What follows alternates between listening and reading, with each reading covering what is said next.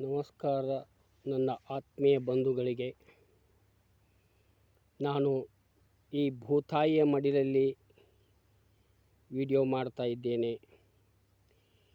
ಇದು ಕೃಷ್ಣ ಸಂಧಾನದ ಒಂದು ದೃಶ್ಯ. ಈ ದೃಶ್ಯದಲ್ಲಿ ಬರುವ ಪಾತ್ರಗಳು ಕೃಷ್ಣ, ದುರ್ಯೋಧನ, ದುಶ್ಯಾಸನ, ಭೀಷ್ಮಾಚಾರಿ, ದ್ರೋಣಾಚಾರಿ, ಜಯದ್ರಥ, ವಿದುರ,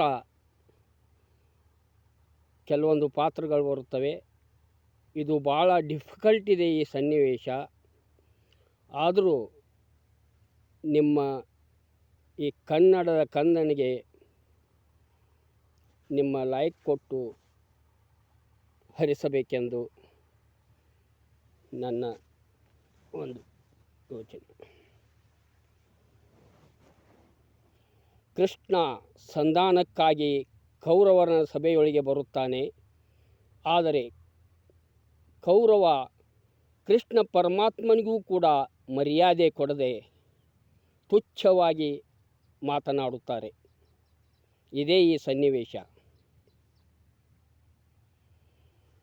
ಮನಸ್ಸಿನಲ್ಲಿ ನೆನೆಸಿ ನಮಿಸಿದ ಮಹಾನ್ ವ್ಯಕ್ತಿಗಳಿಗೆ ನನ್ನ ಅನಂತ ಪ್ರಣಾಮಗಳು. ಇದೇನು ಕುರುಸಭೆಯೋ ಅಥವಾ ಮುಖಹೀನ ಮುತ್ಸದ್ದಿಗಳ ಸಮ್ಮೇಳನವೋ? ಶಿಷ್ಟಾಚಾರದ ಸಂಪ್ರದಾಯದ ಸುಳಿಗಾಳಿ ಸುಳಿಯದ ಕುರುಕುಮಾರರ ಕ್ರೀಡಾಂಗಣವೋ? ಆಗ ಕೃಷ್ಣ ಪರಮಾತ್ಮನನ್ನು ನೋಡಿ ಅವರು ಗೌರವಿಸಲಿಲ್ಲ. ಅವನ ಎಡಗಾಲಿನ ಮುಂಗುಷ್ಟದಿಂದ ಭೂಮಿಯನ್ನು ಒತ್ತಿದಾಗ ಕೌರವ ಬಂದು ಕೃಷ್ಣನ ಪಾದಕ್ಕೆ ಬೀಳುತ್ತಾನೆ. ಏಳು ಮಹಾನ್, ಇಷ್ಟು ಆದರಕ್ಕೆ ಈ ಶ್ರೀಕೃಷ್ಣನು ಪಾತ್ರನಿರುವುದಿಲ್ಲ. ನಾನೇನೋ ನಿನಗೆ ನಮಸ್ಕಾರ ಮಾಡಲಿಲ್ಲ, ಹಾಗೂ ಈ ಸಾಮ್ರಾಟನು ಬಡಗೊಲ್ಲನಿಗೆ ಎಂದು ಆದರೂ ಆತಿಥ್ಯ ಮಾಡಲಾರನು. ನಾನು ಹಣೆ ಹಚ್ಚಿರುವುದೋ ನಿನ್ನ ಗಾರುಡಿ ವಿದ್ಯೆಗೆ ಸಾಕ್ಷಿಯಾಗಿದೆ. ಗಾರುಡಿ ವಿದ್ಯೆಯಲ್ಲಿ ಮದೋನ್ಮತ್ತನ ಮದವನ್ನು ಇಳಿಸುವ ಇದೊಂದು ರೀತಿ. ಕೃಷ್ಣ, ಕುಶಬ್ದಗಳನ್ನು ಕಾರಬೇಡ. ದುರ್ಯೋಧನ, ಕುರುಸಿಂಹಾಸನಕ್ಕೆ ಶೋಭಿಸುವಂಥ ಶಬ್ದಗಳು ಕೇಳಿಬರಲಿ. ಸಂಧಾನಕ್ಕಾಗಿ ಬಂದಿರುವ ದ್ವಾರಕಾಪತಿಯನ್ನು ಯೋಗ್ಯ ಸನ್ಮಾನದರ್ಶಕ ಶಬ್ದಗಳಿಂದ ಸಂಬೋಧಿಸಲಿಕ್ಕೇ ಬೇಕು. ಗೊಲ್ಲನಿಗೆ ಗೌರವವೇ, ಅದು ಕುರುದರ್ಬಾರದಿಂದ ಅಶಕ್ಯ. ಯಕ್ಕಶ್ಚಿತ್ತ ದನಗಾಹಿಗೆ ಸಾಮ್ರಾಟನ ದರ್ಬಾರದಿಂದ ಸನ್ಮಾನವು ಸಿಕ್ಕಲಾರದು. ಆ ದರಿದ್ರ ಪಾಂಡವರಂತೆ ಈ ಕೌರವರಲ್ಲ. ದುರ್ಯೋಧನ, ಇಂದು ಆಳಾಗಿ ದುಡಿದ ವ್ಯಕ್ತಿ ನಾಳೆ ಸಾಮ್ರಾಟನಂತೆ ಸರ್ವಸತ್ತಾಧಿಕಾರಿಯಾಗಿ ಪ್ರಪಂಚದ ಕಣ್ಣುಗಳನ್ನು ಕೊಕ್ಕಿಸದೇ ಇರಲಾರನು. ಇಂದು ಮೇದಿನಿಯಿಂದ ಮೇಲಕ್ಕೆತ್ತಿದ ಒಂದು ಅಂಕುರವೂ ಕೂಡ ನಾಳೆ ಮಹಾಮರವಾಗಿ ಮೆರೆಯುವುದೆಂಬುದನ್ನು ಮರೆಯಬೇಡ. ಕೃಷ್ಣ, ಕುರುಸಿಂಹಾಸನಕ್ಕೆ ಪಾಂಡವ ಪ್ರಾರ್ಥನೆ ಏನಿರುವುದು? ಮಹಾಭಾಗ, ಪಂಚಪುರಗಳು ಪಾಂಡವರಿಗೆ ಪ್ರಾಪ್ತವಾದರೆ ಸಾಕು.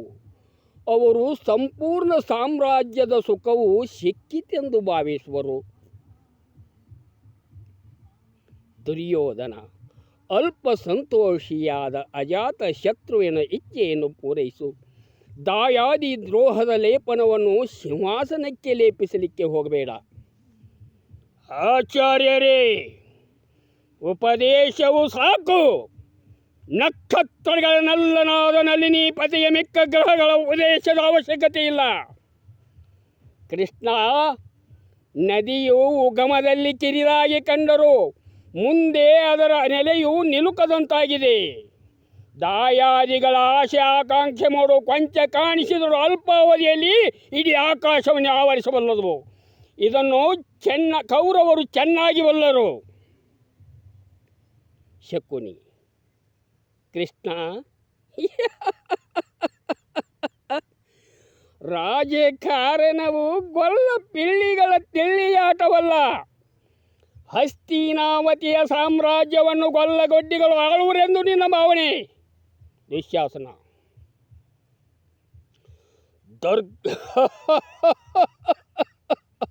ದುರ್ಗಮವಾದ ದುರ್ಗದಂತಿರುವ ದಾಯಾದಿಗಳ ಹೃದಯವು ಸುರಾಸುರರಿಂದ ಸೃಷ್ಟಿಗೆ ಪರಿಚಿತವಾಗಿದೆ. ಆದ್ದರಿಂದ ಒಂದು ಅಂಗೈಯಷ್ಟು ಸ್ಥಳವೂ ಸಹ ಸಿಕ್ಕಲಾರದು. ದುರ್ಯೋಧನ, ಸೂಜಿಯ ಮೊನೆಗೆ ಹತ್ತುವಷ್ಟು ಮಣ್ಣು ಕೂಡ ಕುರುಭೂಮಿಯಿಂದ ಸಿಕ್ಕಲಾರದೆಂದು ಆ ಕಂಗಾಲರಿಗೆ ಕಥಿಸು. ಕೃಷ್ಣ,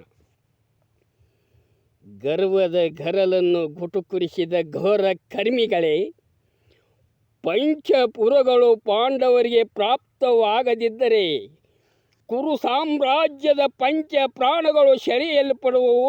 ಚೆನ್ನಾಗಿ ಲಕ್ಷ್ಯದಲ್ಲಿರಲಿ.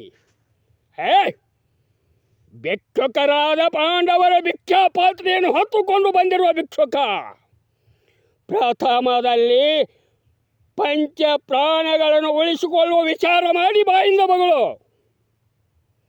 ಭಿಕ್ಷಾಂದೇಹಿ ಎಂದು ನಾನು ಬಂದಿಲ್ಲ. ಹಾಗೂ ಭಾರತದ ವೀರರು ಎಂದೂ ಭಿಕ್ಷೆಯನ್ನು ಬೇಡುವುದಿಲ್ಲ. ಆದರೆ ಕೌರವಾಂಗನೆಯರ ಮುತ್ತೈದಿತನದ ಮುತ್ತುಗಳು ಒಡೆದು ಪುಡಿ ಪುಡಿಯಾದವು. ಚೆನ್ನಾಗಿ ಲಕ್ಷ್ಯದಲ್ಲಿರಿ. ಭಿಕ್ಷುಕರ ಬಡುವಳಿಕೆಗೆ ಭೂಪಾಲನಿ ಧರೆಯೋ ಬೆದರಲಾರದು. ನೀನೆಷ್ಟು ಆಕ್ರೋಶ ಮಾಡಿದರೂ ಪಾಂಡವರಿಗೆ ಪಂಚಪಾದದಡಿ ಭೂಮಿಯೂ ಸಹ ಸಿಕ್ಕಲಾರದು. ಪಾಪಾಂದ, ಮೂರಡಿ ಭೂಮಿಗಾಗಿ 3 ಲೋಕಗಳನ್ನೇ ಆಕ್ರಮಿಸಿಕೊಂಡ ಬಲಿಚಕ್ರವರ್ತಿಯನ್ನು ಸೃಷ್ಟಿಯ ಸಪ್ತಾವರಣದ ಕೆಳಗೆ ನೂಕಿದ ತ್ರಿವಿಕ್ರಮಪುರದ ಕ್ರಾಂತಿಯು ಪಂಚಪುರಗಳೇಕೋ ನಿಮಿಷಾರ್ಧದಲ್ಲಿ ಸೃಷ್ಟಿಯು ಸಾಮಿತ್ವವನ್ನೇ ಪಾಂಡವರ ಪದಾಬ್ಜಗಳಿಗೆ ಅರ್ಪಿಸುವುದು. ಸಿಕ್ಕಂತೆ ಬಗಳುತ್ತಿರುವ ಈ ಗೊಲ್ಲನನ್ನು ಕಟ್ಟಿ ಹಾಕಿ. ಜಯದ್ರಥ, ಅಯ್ಯೋ ಮಾವ, ಹೊಟ್ಟೆಯಲ್ಲಿ ಭಯಂಕರವಾದ ಉರಿ.